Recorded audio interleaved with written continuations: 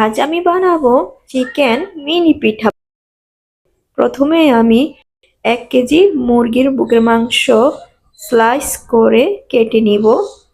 আদা রসুন paste 1 table spoon, স্বাদ মতো লবণ, ব্ল্যাক পেপার 1 চা চামচ, 1 চা চামচ লেবুর রস দিয়ে ম্যারিনেট করব।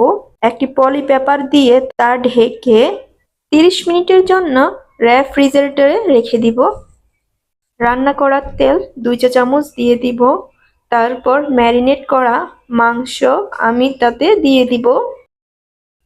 মিডিয়াম আঁচে তা 20 থেকে 30 মিনিট ভেজে নিব। তারপর আমি 250 মিলি মেয়োনিজ, 4 চা চামচ কেচাপ, তারপর মাংসের পুরের উপর মেয়োনিজ সসটা দিয়ে মেখে নিব।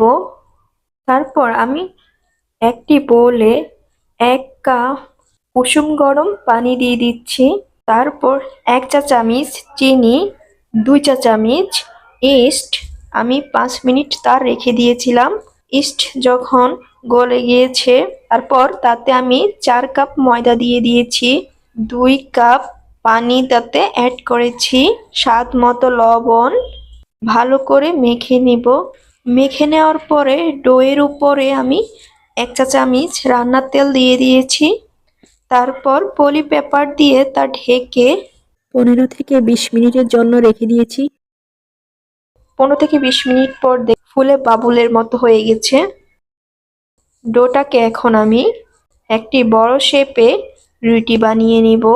তাতে একটি কাপ দিয়ে এভাবে ছোট ছোট রুটি করে নিব।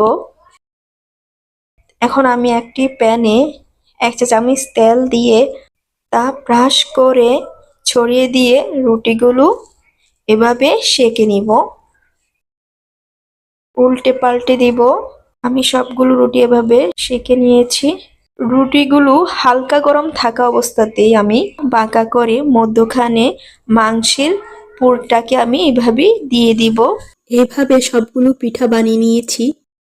হয়ে গেছে চিকেন মিনি পিঠাটা। দেখতে যেমন লোভনীয়, খেতেও অনেক মজা।